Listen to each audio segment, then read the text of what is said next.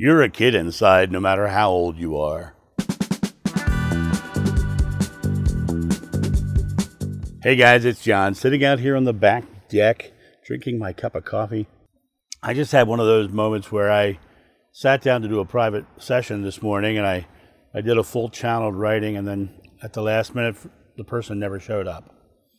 And that happens on a very, very rare occasion, but what it usually does is it sets me on to the next session, because my days are filled. My days are filled with sessions, and those sessions are usually back to back. So I have the writing, the channeling, and then I do the private session, then I do the next channeling and do the private session. So when this person didn't show this morning, I went ahead and just did the next channeling, which gives me a half an hour or so where I get to just take a breather, which is wonderful, wonderful. When I did the second channeling today, it was very interesting, because there's a quote that came out of it, which I'm going to do the t-shirt on this one because it's perfect. It said, "Age is only the vintage of the vehicle you're driving. You are ageless." And I'm coming on 60 this next year. And, I've got my gray beard and my bald head, but inside I still feel like a 25-year-old or a 19-year-old. I still feel very young at heart.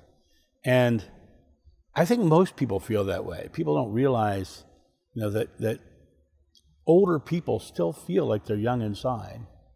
And they struggle with the physical ailments, and they don't necessarily relate to the physical body, the vehicle breaking down. But inside, they're always the same person. They are always the same person. And that person inside has the same aspirations, the same desire to be loved and to love, and the same desire to live a life that's joyful and happy and feel like they have a reason to be here. And, all those things that we all want our entire life. We want them our entire life. And when we start to realize that the people around us are just like us, their vehicle may look a little older, but they are just like us. And that's across all religions, all faiths. I've been to 30 countries.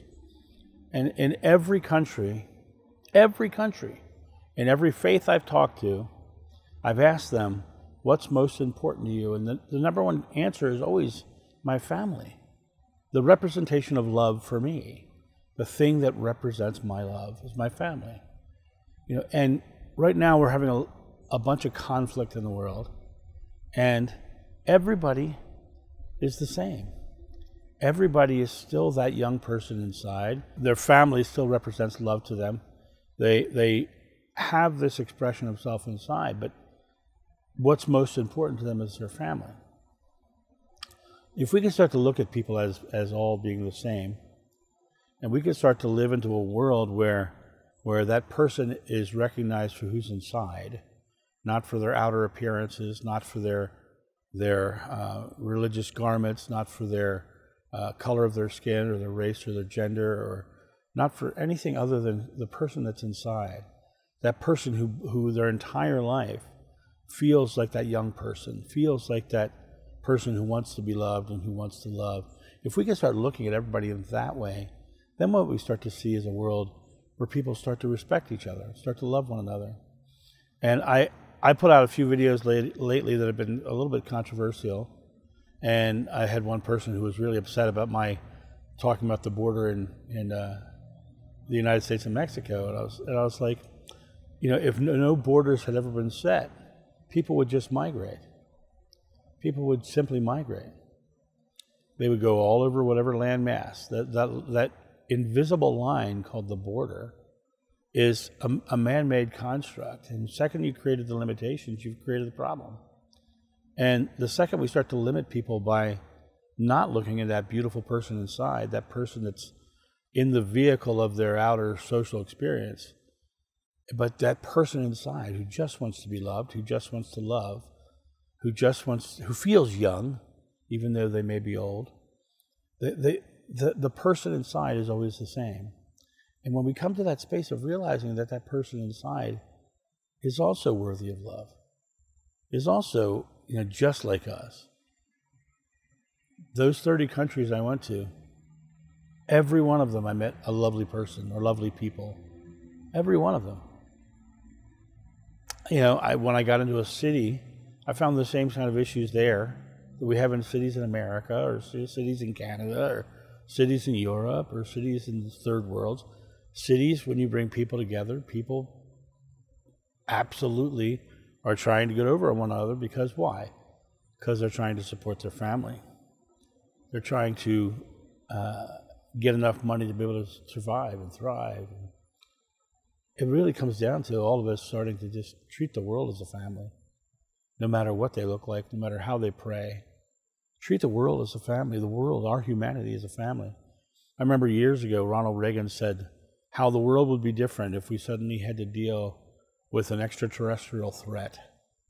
How the world would come together as one, saying, this is our world, you can't take it. How the borders would drop really quickly, because now the borders would be the atmosphere.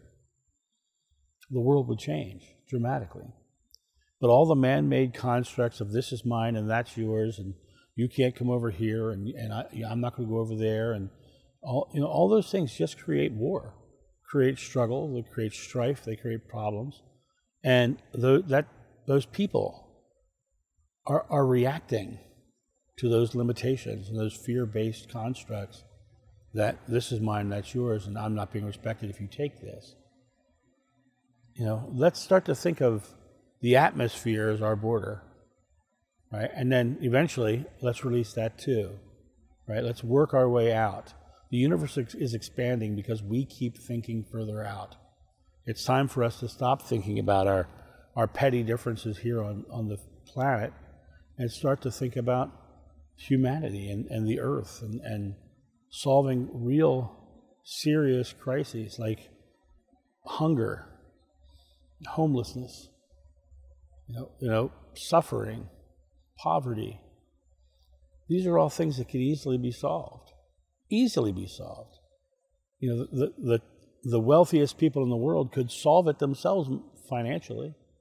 They could go out there and bam, bam, bam, solve everything. But there's the love of money. They're holding on to the love of money instead of distributing it and helping people. And there are some who do amazing things. But there are some who just do it for the money, just do it for the power. And I guess this video is more about, we're all the same. Whether you're wealthy, you're poor, you're Christian, you're Jewish, you're Muslim, you're Baha'i, you're atheist, you're agnostic. We're all the same. And we all feel like children inside. Let's come back to the children inside and then play in the sandbox in a joyful way. Have fun together like the children inside. Age is just a vehicle, but we are ageless. Let's live like we're ageless. Let's live like we don't have these boundaries that separate us and tell us we're different and tell us we're angry and make us feel that we have to defend ourselves in ways. The world is too beautiful, and I've seen too many loving things in the world. I know we can get there, and I also know that religions are falling away. Statistically, you can see that religions are falling away, and it's naturally happening.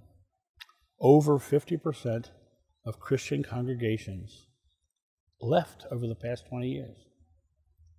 I think it's 54% of Christian congregations have left. And because people are that person inside.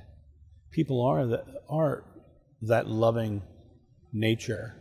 And we just are tired of the fighting and the arguing that is unloving, that is fearful, that is based in beliefs of limitation. Whatever you ask in God's name is granted if you have faith. You can ask a mountain to move, and it will move. Nothing will be impossible for you. Peace is possible because nothing's impossible for us. Peace is possible, but we have to be it first. And we have to get rid of the limitations that says our religion is better than yours, or my Messiah is the only way to God and to heaven, and the rest of you are all going to burn in hell for not taking him as your Savior. All those things need to go away. We need to come back to that loving child playing joyfully in the sandbox with everybody. Boy, girl, When my son was a little boy, he played with everybody. His best friend was a girl who lived down around the corner. He didn't think of her as a girl. He just thought of her as Maya, his friend. And I think that's the way we need to treat the world. The world of limitations can create issues. Like, I treat everyone like a friend, and oftentimes that's misinterpreted as sexual desire when it's not. Oftentimes it's interpreted as lust, or love is misinterpreted as a romantic overture when it's not. I have lots and lots of female friends. I have lots and lots of gay friends. I have lots and lots of just friends of all races, creeds, colors, genders, and they're all the same inside. Doesn't matter the vehicle they're driving. It only matters who they are. And they want to be seen, as do you. And so see them first. Recognize them as that child inside who wants to live a loving life. And give them love without any expectation. I've traveled the world and I was treated beautifully everywhere, but I treated everyone I met with love and respect. It really comes down to everyone starting to treat people with love and respect. That supersedes the religion. Because in reality, the love and respect is what changes the world. Not the religion, not the dogmas, not the doctrines, not all the rituals or the clothing you have to wear. It's literally what you yourself give to the person across from you. Whatever you do to the least of my brothers, that you do unto me. Treat everyone with love and respect. And you're treating the world with love and respect. And the world will show you love and respect. So that's my thought on this. But remember, that child inside that vehicle, the vehicle is just a vehicle. You are more than your physical body. You guys have a great day, and I'll talk to you soon. See ya. Bye.